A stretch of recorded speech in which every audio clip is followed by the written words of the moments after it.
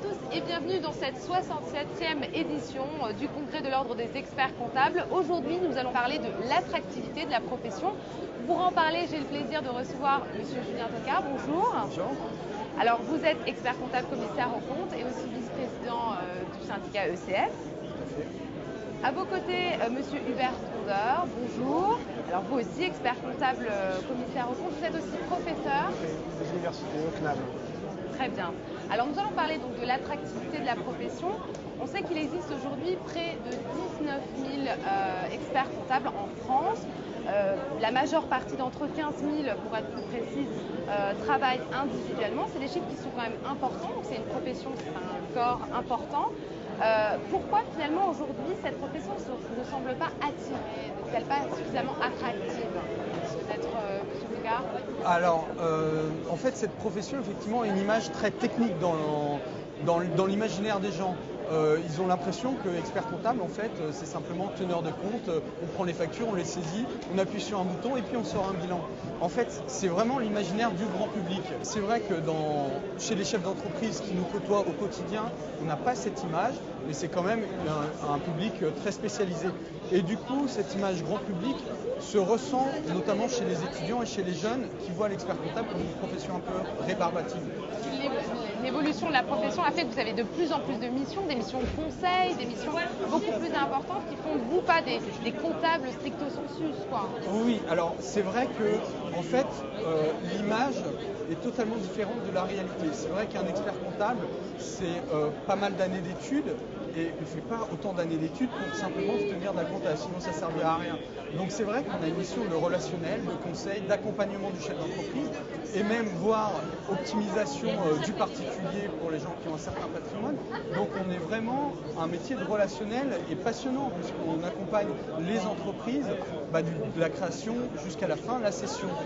Donc c'est un métier vraiment d'accompagnement et passionnant. Alors justement, donc, pour rendre un peu plus attractif, peut-être que pour vous faire un petit récapitulatif sur cette profession, sur la formation de cette profession, il existe plusieurs diplômes, des diplômes d'école privée ou d'autres un peu plus universitaires pour devenir expert comptable, mais il n'existe pas proprement parler d'école d'expert comptable comme il en existe comme une école de barreau ou l'école d'architecte par exemple. Est-ce que c'est ça le cœur du problème? Est-ce que vous pensez qu'il faudrait justement créer une école en association et en partenariat avec l'enseignement légal? Une des particularités de notre formation, c'est qu'elle est, je dirais, de l'éducation nationale, puisque le diplôme pour devenir expert comptable est un diplôme national de l'éducation nationale. Par contre, pour y accéder, vous avez multiples voies, qu'elles soient dans des écoles privées qui forment à ces examens, ou à l'université avec des passerelles, ou en VAE pour ceux qui ont déjà une activité professionnelle. La particularité, c'est que les programmes sont définis, sont circonscrits sur un nombre de matières qui peut-être ne sont pas assez ouvertes sur la réalité de la profession, comme le disait Julien, ce qui donne une vision aussi et qui limite un peu l'attractivité. Donc, ouvrir une école professionnelle en partenariat avec l'éducation nationale permettrait certainement d'enrichir ses contenus techniques avec un contenu totalement opérationnel. L'autre aspect, c'est qu'on a développé depuis de nombreuses années des formations en alternance qui sont censées aussi rendre plus attractive la profession et c'est les faire connaître auprès de nos confrères qui encore aujourd'hui les méconnaissent un peu. Et une formation, je dirais, universitaire avec l'éducation nationale, de gérer, manager en partenariat avec la profession permettrait aussi de communiquer et de développer plus largement ces filières. Alors justement, comment communiquer mieux sur ces formations, sur ces nombreuses filières? Alors, la communication sur ces filières, c'est important, mais justement, le principal outil, je voulais revenir sur cette école de la profession parce que je pense que c'est une idée forte en fait, et indispensable pour nous. En fait, cette idée, on ne l'a pas inventée, ça existe dans d'autres métiers, et notamment dans les travaux publics. En fait, il y a l'ESTP qui a été créé il y a plus de 100 ans, et cette école en fait est gérée par les grands acteurs du métier, les grands donneurs d'ordre, les Bouygues, etc., et les grands syndicats professionnels.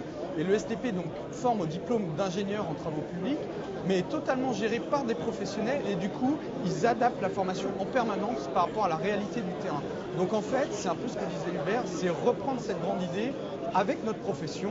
Donc cette école en fait permettra de former au DEC, donc le diplôme d'État qui est très cadré, mais de rajouter un certain nombre d'options à ce cursus naturel, comme le management, la communication. Aujourd'hui, être chef de cabinet, patron de cabinet, c'est un vrai chef d'entreprise. D'ailleurs, c'est le titre de notre congrès. Et donc, il faut avoir des multi-compétences en marketing, communication, management des équipes, voire aussi développer d'autres compétences techniques qui ne sont pas faites dans le cadre du DEC, par exemple la gestion de patrimoine qu'on essaye de développer de plus en plus. Voilà, donc il faut sortir un petit peu de nos missions traditionnelles, même si il faut que ça reste notre base du métier, voilà. Mais il faut que grâce à ça, justement, on puisse développer d'autres choses et donc il faut qu'on développe ces compétences. Donc l'idée, c'est créer une école co-gérée par l'éducation nationale, puisque c'est eux qui gèrent notre diplôme, donc c'est la logique, mais aussi nos institutions, que ce soit l'ordre ou la compagnie, et les deux grands syndicats de la profession. Et alors pour mieux communiquer, une fois créé, on l'espère tous, mais pour mieux communiquer sur ces formations, comment faire? Derrière, donc, on aurait un diplôme d'excellence qui permettrait de faire une vraie communication en disant « Regardez, on a une formation diplômante d'excellence qui vous rend en fait chef d'entreprise complet, en plus avec un appui technique qui est le DEC. » Donc ça, c'est une base de communication exceptionnelle.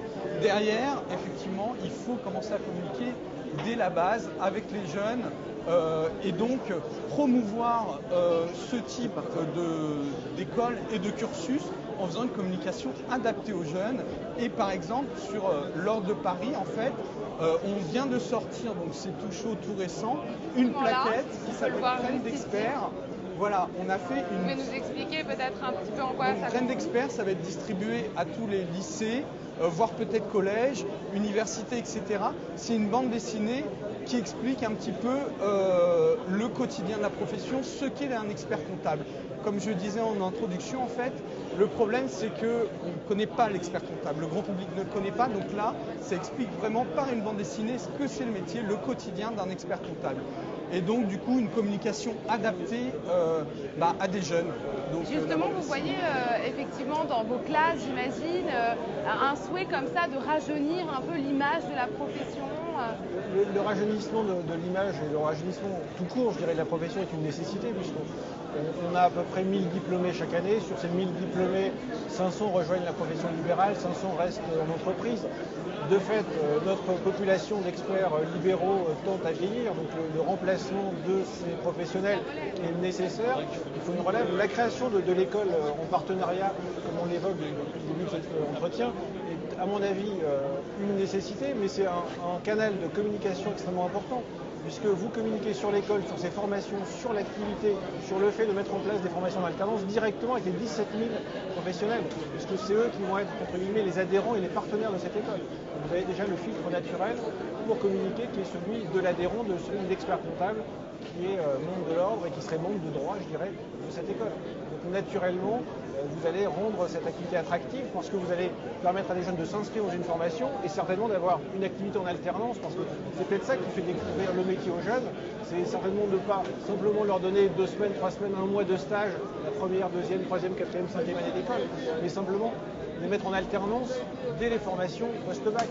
Puisqu'on a la chance d'avoir une formation qui sédimente d'année en année, bac plus 3, bac plus 5, bac plus 8. Donc ça permet à chacun d'aller jusqu'au bout, ou à chacun de s'arrêter, à des niveaux intermédiaires. On leur fait découvrir la profession. L'expert comptable, c'est un chef d'entreprise au service des entrepreneurs finalement. Donc il fait exactement ce que font ses clients dans son propre cabinet.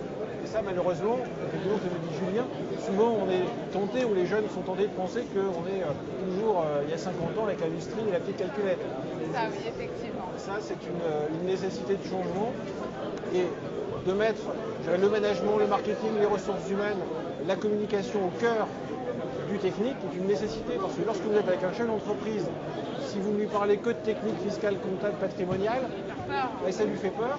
Si vous êtes bien conscient de ces problématiques de communication, de ressources humaines, de recrutement, là vous avez gagné, parce qu'il se rend compte qu'il a un partenaire avec lui qui a les mêmes problématiques que lui, donc il comprend. Très bien, les jeunes bacheliers, on les appelle à devenir experts comptables. C'est un métier qui recrute et en tout cas qui intéresse grand nombre de personnes. Merci beaucoup d'avoir participé à ce débat. Merci.